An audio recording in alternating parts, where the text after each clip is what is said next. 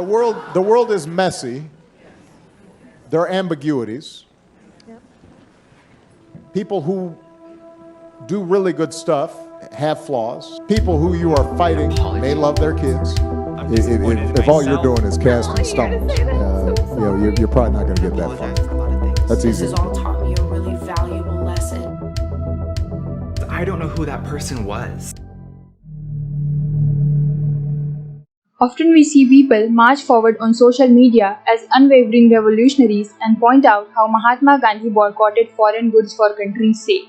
Strangely, they tend to apply these thinkings to things that are not actually foreign to us and frankly, not at all important to anybody's benefit. Many of our most illogical acts get their shoddy reasoning from past examples that when looked at carefully and honestly are always out of place from the beginning. Hello everyone, this is Pragya. Please subscribe to our channel for future videos. Let us see what we know about this crazy new trend around us and where it is heading.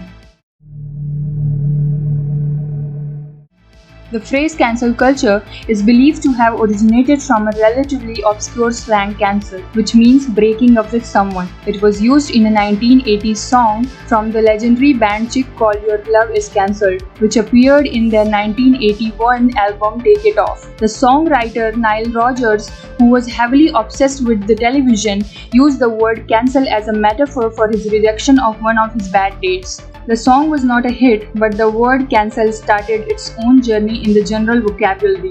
Another influence appeared in the 90s, this time in the form of a gangster movie known as New Jack City. In this, the character Nino Brown angrily uses the word as a ruthless dismissal of his girlfriend in one of the scenes. This profane way of using the word in the movie became quotable to the wider audience and slowly entered more popular media. Now the confusion still lingers around the meaning of the cancel culture. This new term enjoys the vagueness of its application. We are saying it is enjoying its vagueness because any new phrase or word explodes ferociously in the collective language. When that phrase or word roams around with a vague identity, people start misusing it, and its original meaning splatters into many meanings that its application eventually widens. As per the research conducted by a Pew Research Center in 2020, 44% of Americans had heard the phrase cancel culture at least a fair amount, whereas 56% says that they have heard a very little about it, and 38% say they haven't heard about it at all. As part of the same survey, the people who had heard a fair amount of the phrase were asked what the phrase actually means according to them. The most common answer at 49% centered around accountability. It is to be noted, however,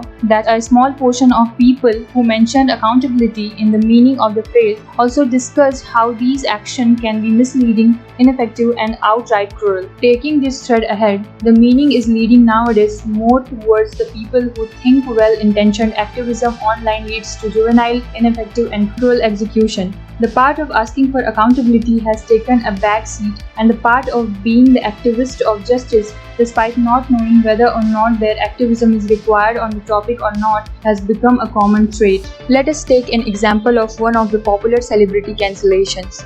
J.K. Rowling, the author of the famous Harry Potter series, decided to support Maya Frosters, who had recently lost an employment tribunal case due to intentionally misgendering a trans co-worker on her belief that men could not change into women. This and many of her previous controversies disappointed a lot of her fans. Many even shared online that Rowling's behavior has heavily tainted the Harry Potter saga for them. She went on to experience the cancellation from the fandom and also the general public online who wanted to participate in the whole thing. Now, we need to keep in mind here the actual efficacy of the cancellation on J.K. Rowling. We all know the time online passes very quickly and people grab onto something else, something more recent. Also, the fact that Rowling is so powerful with her Harry Potter franchises that an online cancellation like this wouldn't harm her a bit. Despite this, we see how seriously a certain group of people perceive the problem at hand. While it is true a group of people may get truly affected by a certain behavior or action of their beloved personality, what happened in the online community tends to seem worse than it actually is. Let us take another example, a more recent one. The Bollywood movie Lal Singh Chadda. Now, the vocal crowd who has cancelled the movie and its star Amir Khan lean toward Hindu politics. The movie has underperformed. The crowd that earlier flocked the screen for most of Amir Khan's movies became wary to give it a chance this time. The whole thing started when suddenly, during the release of the movie,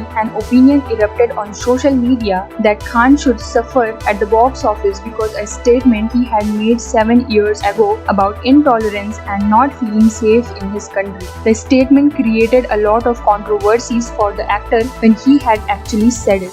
But the fact that it was brought back again proves that the vocal crowd of the country is bringing it up to show how serious they are on this subject. This obviously does not mean the topic is relevant or worthwhile. Simple observation should reveal the boycotters that the movie Lasim Chadda is not just an Amir Khan's movie. It involves thousands of hard-working individuals who have worked on this movie. It wouldn't be stretched to say that the movie's success or failure wouldn't affect Amir Khan as much as those who have worked tirelessly behind the scene. So, the boycott of Amir Khan here would mean the boycott of the entire crew who had worked on the movie. The cancellation of the movie was so severe that the actor had to come out and tell the media that he loves his country and that people should not boycott his films.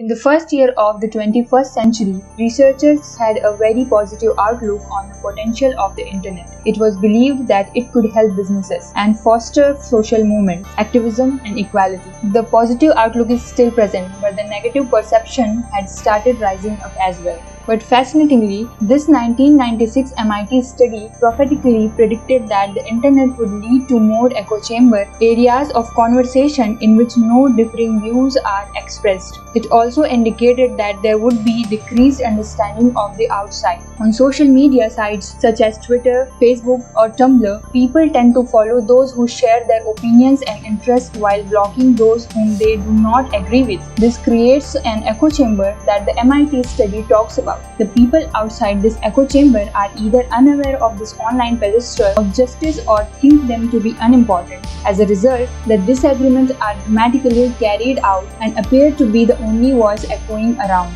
Cancel culture curbs public discourse. In research conducted by Nature Research on echo chambers, radicalism, and violence, it was found that such an atmosphere breeds violence. People internalize their belief. Rather than you believing in an ideology, you become the ideology. People start to have ill will against those who do not share the same perspective. Disagreements and doubts become too much of a discomfort. We'll find proof of this if we see our society getting more and more hostile about their politics and opinions. As we have seen, cancel culture often turns into bullying and gets outright ridiculous. While it does have the potential to be useful when used for social change, the harmful effect appears to outweigh the good. It not only promotes and justifies the bullying, but before proving anyone guilty of their misconduct, the person or their work is given no chance to breathe and is bombarded with negativity. Not only this, cancel culture is spreading a sense of fear in society and is therefore making people more closed to themselves, unable to express any free view.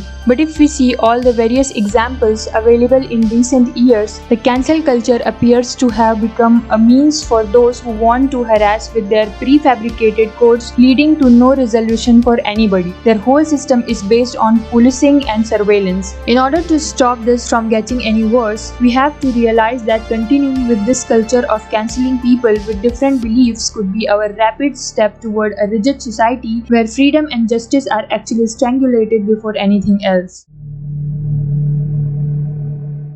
Cancel culture gives a false sense of social justice and dispute resolution to the canceller. People believe that consuming cultural products like movies, songs, etc. will support the views and attitudes of those they want to cancel. On the other hand, there are people who would condone the creator but will consume their creation, carefully differentiating between the creator and their creation. While thinking about the cancel culture, we have to be aware of the personal investment of those who call for action against a cultural product or a personality, but also, on the other hand, the emotional investment of those who would justify and excuse any of their behavior. To conclude, we should carefully consider how can we use this means to positively impact our surroundings. Disagreements and debates should be something worth fighting for, and engaging in a mob tactic to cancel anything should become uncool and discouraged by all of us. Individually, we should try to understand the other side and see if we might have unintentionally hurt someone with our actions. also spending less time online and more time with our close ones impact positively our judgment and the way we deal next time with opposing views. In 1979, an anti-disco crowd who were majorly rock fans gathered to burn their disco records. Few of the people involved with organizing the whole thing were unaware of how important disco was for many marginalized groups. Slowly, the event became ugly and the unruly anti-disco crowd trashed the stadium, and people just started destroying records of black artists of other genres as well. Nile Rodgers says, "We were scorched by the whole disco sucks thing in the summer of 1979. He also remembers a time when a lady online suggested to him that if he was a big deal, he should be too busy to respond to anybody and everybody.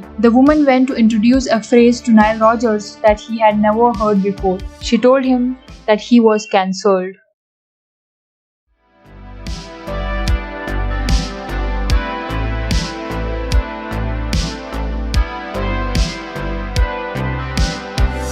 Thank you for watching the video, guys. If you have any feedback, you can write it down in the comment below. We'll see you in the next one.